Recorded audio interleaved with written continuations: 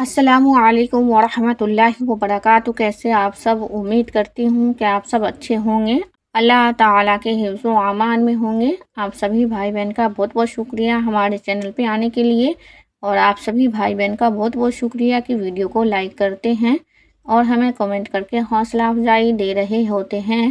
بہت بہت شکریہ۔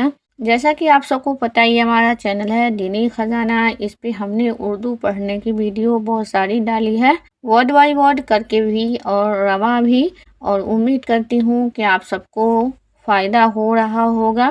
جس طرح آپ سب نے ورڈ بائی ورڈ کر کے اردو پڑھنا سیکھا ہے، اسی طرح سے ہم اب تجوید کی کتاب پڑھ رہے ہیں، جو ہمارے قرآن شریف کو پڑھنے کے لیے مدد ملے گی، اور ہم حرف کو سیکھتے ہیں، ورڈ کو سیکھتے ہیں، سنٹینس کو سیکھتے ہیں۔ اس سے ہمارا قرآن پڑھنا بہت آسان ہو جاتا ہے، اور ہم قرآن شریف کو تجوید کے ساتھ پڑھنا سیکھ جاتے ہیں۔ تو ہمارا آج کا یہ سبق ہے، جو ہم قرآن شریف کو پڑھنے کے لیے ہمیں یہ بھی جانیں گے کون کون سے حرف کو باریک پڑھا جائے گا اور کون کون سے حرف کو موٹا پڑھا جائے گا۔ تو چلیے ہم آج پڑھنا شروع کرتے ہیں، اور آج کا ہمارا سبق ہوگا تیسرا۔ اور اس سے پہلے ہم نے 2 ویڈیو ڈالی ہے، جو ایک الف سے یا تک سبق تھی، اور دوسرا سبق تھا ہمارا مرکبات، جو ملے جلے حرف تھے۔ تو یہ 2 تختی ہماری ہو گئی تھی۔ تو چلیے ہم پڑھنا شروع کرتے ہیں۔ اعوذ باللہ من الشیطان الرجیم، بسم اللہ الرحمن الرحیم۔ کسی علم کو شروع کرنے سے پہلے جن چیزوں کا جاننا ضروری ہوتا ہے، تو اگر ہم کو کسی بھی علم کو شروع کرنا ہے تو اسے کیا مبادی کہتے ہیں، اور مبادی کہا جاتا ہے ابتدائی اصولوں کو، بنیادی باتوں کو۔ مطلب یہ کہ ہم کو قرآن شریف پڑھنے کے لیے ضروری باتیں جو ہیں وہ ہم کو دھیان میں رکھنا ہے۔ تجوید کے معنی یہ ہیں کہ عمدہ کرنا، اچھا کرنا۔ جن بھائی بہنوں کو تجوید کے ساتھ قرآن شریف پڑھنا آتا ہے، ان کو بہت ہی اچھا قرآن شریف پڑھنا آتا ہے، اور بہت ہی اچھے سے وہ پڑھتے ہیں۔ اور اگر آپ سب سیکھنا چاہتے ہیں تو آپ سب چینل کو سبسکرائب ضرور کریں، کیونکہ ہم تجوید کے بارے میں پڑھ رہے ہیں اور ہم سیکھ بھی رہے ہیں کہ کون سے حرف کو کیسے پڑھنا ہے، اور ایک ایک چھوٹی چھوٹی باتوں کو۔ تجوید کی تعریف ہر حرف کو اپنے مخرج سے تمام صفات کے ساتھ ادا کرنا۔ تو تجوید کی تعریف کیا ہوتی ہے؟ ہر حرف کو اپنے مخرج سے تمام صفات کے ساتھ ادا کرنا، مطلب مخرج جو حرف کا جیسا ہے ان کے ساتھ ہم کو ویسا ہی ادا کر کے پڑھنا ہے۔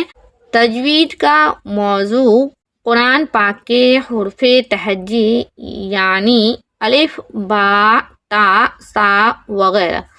تو قرآن شریف کو سیکھنے کے لیے ہمارا جو سب سے بڑا موضوع ہوتا ہے کہ ہم قرآن شریف کو سیکھنا ہے، تو ان کے لیے کیا ضروری ہے کہ حروف تہجی یعنی الف، با، تا یہ آنا چاہیے، اور یہاں سے ہم شروع کرتے ہیں۔ تجوید کی غرض قرآن مجید کو صحیح پڑھنا۔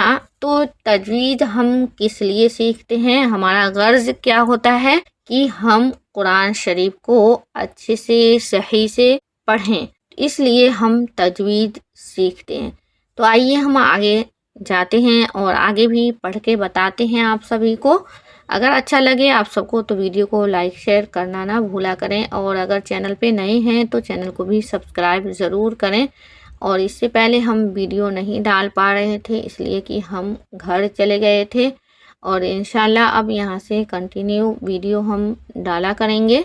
اور آپ سب بھائی بہن یہ کمنٹ کر کے ضرور بتایا کریں کہ آپ سب بھائی بہن اب میں یہ نورانی قدا جو تجوید والی کتاب ہے اس کی ویڈیو بنا رہی ہوں، تو ہمیں بنانا چاہیے یا نہیں، یا پھر ہم اردو کی ویڈیو بنانا شروع کر دیں۔ آپ سب ضرور بتائیں، آپ سب کے کمنٹ کا ہمیں انتظار رہے گا۔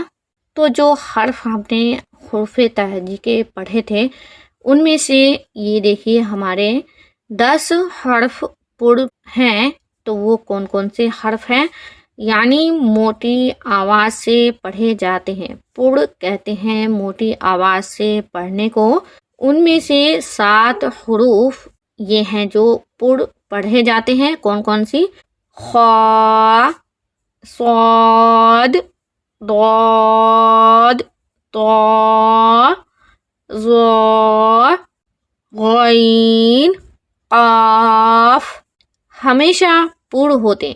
یہ حرف جو 7 ہیں یہ کیا ہے کہ ہمیشہ ہم کو پر پڑھنا ہے، اور ان کو حروف مستعلیہ کہتے ہیں۔ ان حرفوں کا نام حروف مستعلیہ ہے۔ باقی 3 حرف الف، را، لام کبھی پر اور کبھی باریک پڑھے جاتے ہیں، اور ان کو عارضی پر کہتے ہیں۔ تو ان 3 حرفوں کو کبھی پر پڑھا جاتا ہے اور کبھی باریک، اور ان کو عارضی پر کہا جاتا ہے۔ نیچے ہمارے نوٹ ہے، الف مدہ ہمیشہ اپنے سے پہلے حرف کا محتاج ہوتا ہے۔ تو الف مدہ اگر ہم پڑھیں گے آگے ہمارے سبق میں آئے گا، الف مدہ ہمیشہ سے پہلے حرف کا کیا ہوتا ہے؟ محتاج ہوتا ہے۔ مطلب الف مدہ ہونے کے لیے یہ ہے کہ الف سے پہلے کوئی حرف ہونا ضروری ہے، تبھی وہ الف مدہ ہوگا، اور الف کیا ہو گیا؟